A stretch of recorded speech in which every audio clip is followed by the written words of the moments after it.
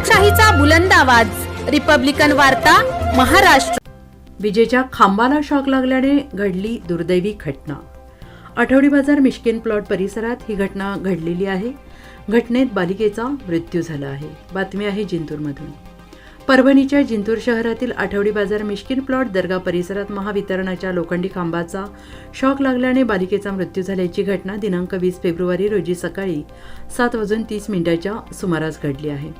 शहरातील आठवडी बाजार परिसरातील मिश्किन प्लॉट दर्गा परिसरातील रहिवासी शेख अलीम यांच्या घरासमोर नेहमीप्रमाणे त्यांची 3 वर्षाची चिमुकली फरिया खेळत असताना खेळता रस्त्यावरील महावितरणाच्या लोखंडी खांबाला स्पर्श झाल्याने शॉक लागल्याचे पाहताच परिसरातील युवक आणि तिच्या आईने लाकडाने तिला बाजूला करून नागरिकांच्या मदतीने तात्काळ ग्रामीण रुग्णालयात उपचारासाठी दाखल केले असता डॉक्टर श्रीमती परिहार यांनी तपासणी करून डॉक्टरांनी बालिकेला मृत घोषित केले।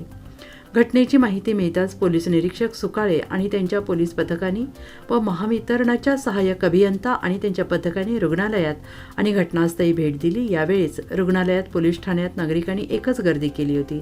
यावेळी महावितरणाच्या भोंगळ कारभारामुळे बालिकेचा बळी गेल्याने नागरिकातून संताप व्यक्त होत होता। तसेच महावितरणाच्या अधिकारी आणि कर्मचाऱ्यांवर गुन्हा नोंद करावा म्हणून मागणी पुढे येत आहे।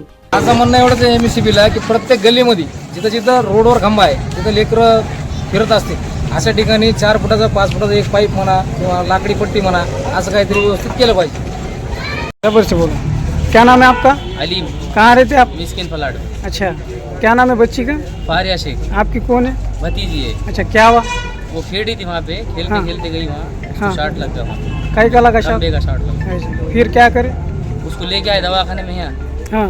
सरकारी दवाखाने में यहाँ लेके आए, यहाँ पे डेट हो गई उसकी। इसके पहले भी वहाँ पे शॉट लगा था। हाँ। बोले थे, नहीं सुने उन्होंने। किसको बोले थे आपने? हाँ बोले थे किसको, लाइन देने को आते ना जो रोड पे काम हाँ। करने वाले MSCB वाले, उनको बोले थे। हाँ। हुआ? जो है हमारे भान की पोतरी है। हाँ। हमने इसमें करंट उतारा बोल के 8 दिन से MSCB के लोगों को मालूम कर रहे थे भाई कि इसमें करंट आ रहा, अर्जबाजारी करो बोला। फिर दूसरा जो DP का लाइनमैन है उसको बोले, उनका देखने में ध्यान देना, वो दूसरे काम करके ज़्यादा बारी बच्चे लगा दे रहे सर। उनके बदले में ड्यूटी को कभी आ रहे कभी नहीं आ रहे। फ़ोन लगाए तो उठाते नहीं, वहाँ जाके बोले तो बोले देखेंगे आए नहीं ना। वो बच्ची बाहर संडास को बिठाए, कच्चा होने से बच्ची को करंट ने शाट मार दिया हो। अच्छा, बच्ची जगह पर बच्ची बाहर थी। हाँ? कितने बजे हो? ये सुबह 7:30 सवा 7 बजे होगा ये। अच्छा। हाँ, इसके जिम्मेदार MSCB का जो लाइनमैन है और जो साहब है उस पर गुने दाखिल होकर उनको सस्पेंड करने को होना।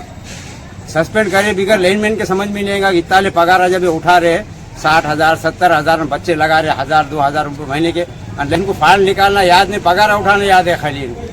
अरे ये आपने इसके पहले MSCB को इत्तला दी थी? MSCB के ऑफिस को जाके इत्तला दिए, लाइनमैन को आने में पूछा मैंने, भाई इसके बोले थे क्या? नहीं तो तोंडी दिए थे कि लेखी दिए थे? भी दिए थे और दूसरे कुछ लोगों ने लेखी में भी दिए थे। नहीं, आपने दिए थे? उन्हें वो जो DP का लाइनमैन है उसको बात करेंगे बोला। अच्छा, तुम्हारी मांगनी क्या है फिर? आप मांगनी क्या है? वो लाइनमैन को सस्पेंड करना, उसमें गुना दाखिल करना।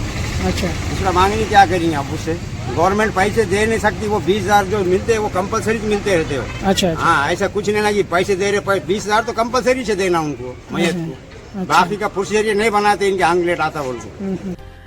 रिपब्लिकन वार्ता महाराष्ट्र न्यूजसाठी परभणी प्रतिनिधी राजकुमार मुंडे।